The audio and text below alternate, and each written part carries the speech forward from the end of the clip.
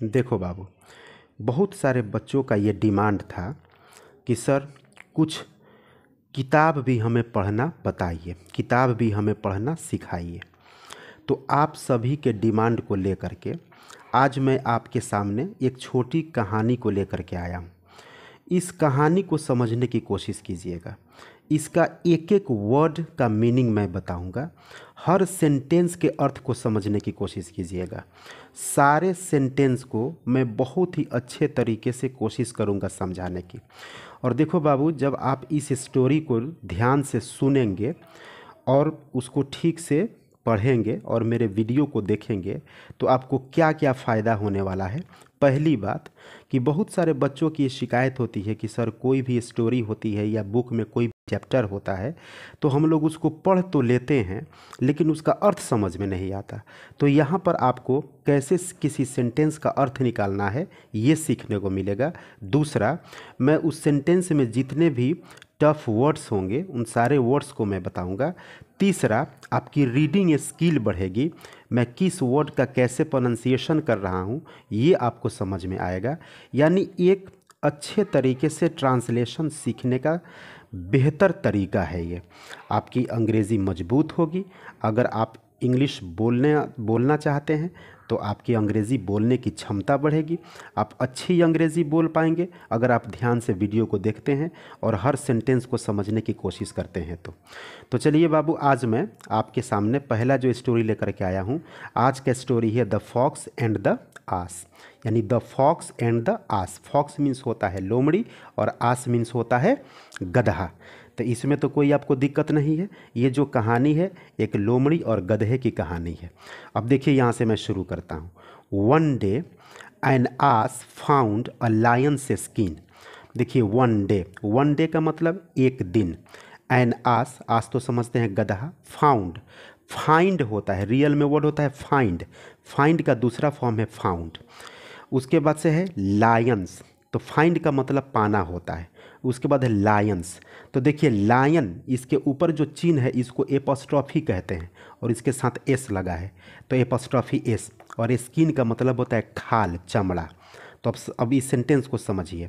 One day an ass found a lion's skin.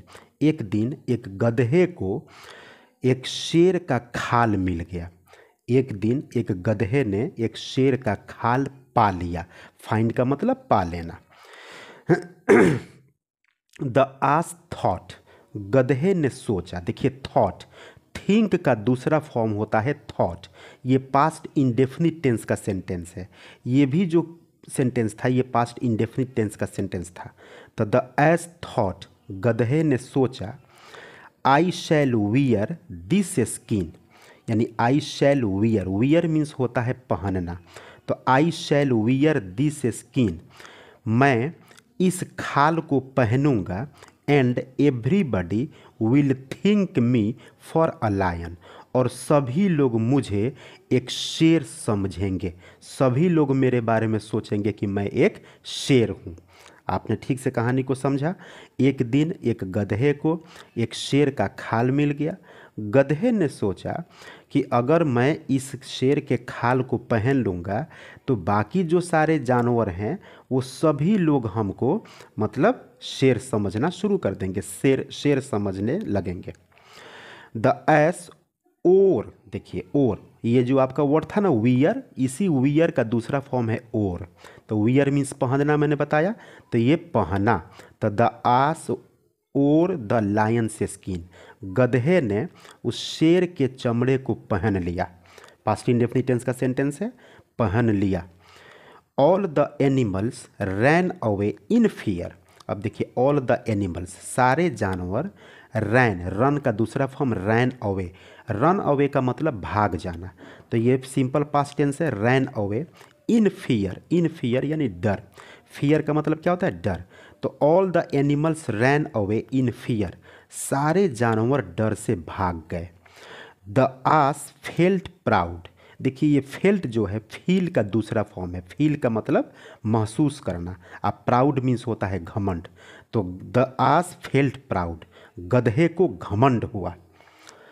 उसके बाद अब इस नेक्स्ट पैराग्राफ में आइए। सुन जल्दी ही, सून का मतलब जल्दी ही, अ फॉक्स केम देयर, वहाँ पर एक लोमड़ी आ गई। जल्दी ही अ फॉक्स केम देयर, वहाँ पर एक लोमड़ी आ गई। देयर मीन्स वहाँ। The fox is a clever animal. अब देखिए, ये सभी लोग जानते हैं कि जो लोमड़ी होती है एक चालाक जानवर होती है। The ass tried to frighten the fox. अब देखिए, द आस ट्राइड, रियल में वर्ड है ट्राई, TRY, ट्राई मीन्स कोशिश करना। उसका दूसरा फॉर्म है ट्राइड, ये भी सिंपल पास्ट टेंस में सेंटेंस है। ट्राइड टू फ्राइटन, फ्राइटन का मतलब होता है डराना। द फॉक्स यानी गधे ने लोमड़ी को डराने की कोशिश किया। गधे ने लोमड़ी को डराने की कोशिश किया। The fox stood before him. अब देखिए, स्टूड, स्टैंड का दूसरा फॉर्म है स्टूड। स्टैंड मीन्स खड़ा होना। तो लोमड़ी गधे के सामने खड़ी रही। बिफोर का मतलब होता है के सामने, यहाँ पर बिफोर का मतलब होगा के सामने।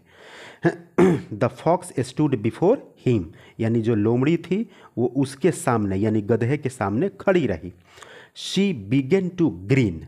देखिए, ग्रीन एक वर्ड आता है। ग्रीन का मतलब होता है मुस्कुराना। देखिए, अलग अलग वर्ड्स होते हैं। लाफ, लाफ का मतलब होता है हंसना। उस तरह से स्माइल, स्माइल का मतलब होता है मुस्कुराना। ग्रीन, कभी कभी आप देखेंगे कुछ लोग हंसते हैं तो उनका दांत दिखता है। तो जब दांत दिखा करके कोई हंसता है या मुस्कुराता है तो उसके लिए अंग्रेजी आती है ग्रीन। तो शी बिगेन टू ग्रीन, तो शी कौन है? तो वो लोमड़ी। तो लोमड़ी जो थी, शी बिगेन टू ग्रीन, लोमड़ी मुस्कुराने लगी। यानी उसके सामने से जो गधा था उसके सामने वो खड़ी हो गई और मुस्कुराने लगी। अब अगला पैराग्राफ। द फॉक्स सेड, तो लोमड़ी ने कहा, आई नो, मैं जानती हूँ, you are not a lion, मैं जानती हूँ कि तुम शेर नहीं हो। You have the skin of a lion, तुम्हारे पास शेर का सिर्फ खाल है।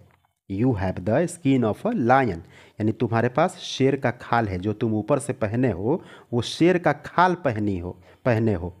But you cannot stand like a brave lion, लेकिन यू कैनॉट स्टैंड, तुम खड़े नहीं हो सकते, like a brave lion, like का मतलब के जैसा, ब्रेव का मतलब बहादुर, और लायन तो समझते ही हैं। तो सेंटेंस करा कि but you cannot stand like a brave lion, लेकिन तुम एक शेर की तरह बहादुरी से खड़े नहीं हो सकते। You cannot stand like a brave lion यानी तुम एक बहादुर शेर की तरह खड़े नहीं हो सकते। यू कैनॉट रोअर, रोअर का मतलब होता है गरजना, शेर जो है वो गरजता है। तो ये कह रही है लोमड़ी कि यू कैनॉट रोअर, तुम गरज नहीं सकते हो। यू कैन ओनली ब्रे। अब देखिए, ब्रे, ब्रे जो वर्ड है ये गधे की जो आवाज़ होती है ढेंचू ढेंचू की, उसी का अंग्रेजी होता है ब्रे। तो यू कैन ओनली ब्रे, तुम सिर्फ ढेंचू ढेंचू कर सकते हो। The hoofs of your legs are bare. अब देखिए, हुप्स रियल में वर्ड है HOOF, हुफ। हुफ का मतलब होता है जो जानवरों का खूर होता है, पैर होता है, उसको हुफ कहा जाता है। उसका प्लूरल फॉर्म है हुब्स। तो कह रहा है कि the hoofs of your legs are bare, bare का मतलब खाली। तो तुम्हारा जो पैर का जो खूर है वो खाली है, यानी उसका खूर देखिए दिख रहा था कि लोमड़ी का है। They clearly show that you are an ass. Well यानी वे का मतलब हुप्स, तुम्हारे खूर, वे यह स्पष्ट तौर से बताते हैं, दिखाते हैं कि तुम एक गधा हो। द आस ब्रेड लाउडली, तब तक जो गधा था वो ब्रेड लाउडली यानी ढेचू ढेचू का आवाज़ निकालकर जोर से चिल्लाने लगा। He kicked the ground and ran away. Kick का मतलब होता है लात मारना, ग्राउंड का मतलब होता है जमीन, भूमि। तो उसने यानी गधे ने भूमि पर यानी जमीन पर लात मारा, एंड रैन अवे और भाग गया। तो मुझे नहीं लगता बाबू कि इसमें कोई आपको दिक्कत होगा। आप ठीक से समझने की कोशिश कीजिएगा।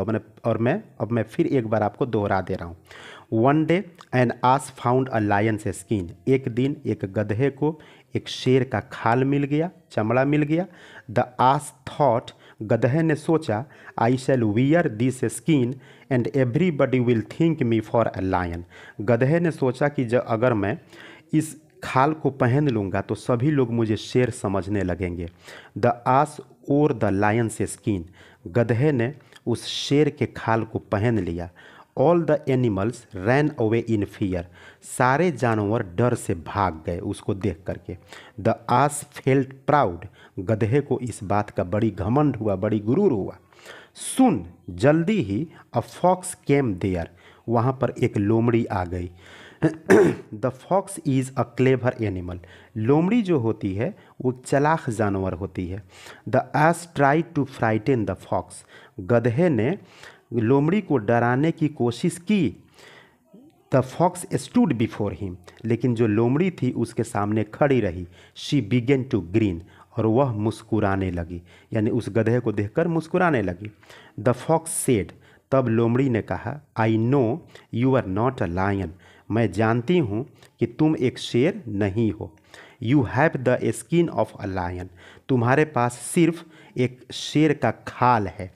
But you cannot stand like a brave lion, लेकिन तुम एक बहादुर शेर की तरह खड़े नहीं हो सकते। यू कैनॉट रोअर, तुम गरज नहीं सकते शेर की तरह। यू कैन ओनली ब्रे, तुम सिर्फ ढेचू ढेचू कर सकते हो, यानी गधे की तरह बोल सकते हो। The hoofs of your legs are bare, तुम्हारे जो पैर के खूर हैं वो खाली हैं, बेयर हैं, वो दिखाई दे रहे हैं। They clearly show that you are an ass, वे यानी तुम्हारे जो खूर हैं, जो तुम्हारे पैर के खूर हैं, वो स्पष्ट रूप से दिखाते हैं कि तुम एक गधा हो। द आस ब्रेड लाउडली, उसके बाद जो गधा था वो ढेचू ढेचू करके अपनी आवाज़ में ज़ोर से बोलने लगा। ही किक्ड द ग्राउंड, उसने ज़मीन पर लात मारा। एंड रैन अवे, और भाग गया। तो मुझे नहीं लगता कि इसमें कोई आपको दिक्कत होगी। आप इसको बार बार देखने की कोशिश कीजिएगा, बार बार समझिएगा, और जो भी आपका, आप जब इसको ठीक से समझिएगा, जो भी आपका रिस्पॉन्स होगा आप बताइएगा।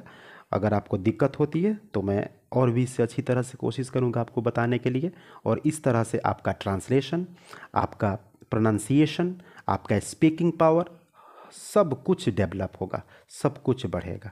तो ठीक है, फिर अगले वीडियो में हम मिलते हैं।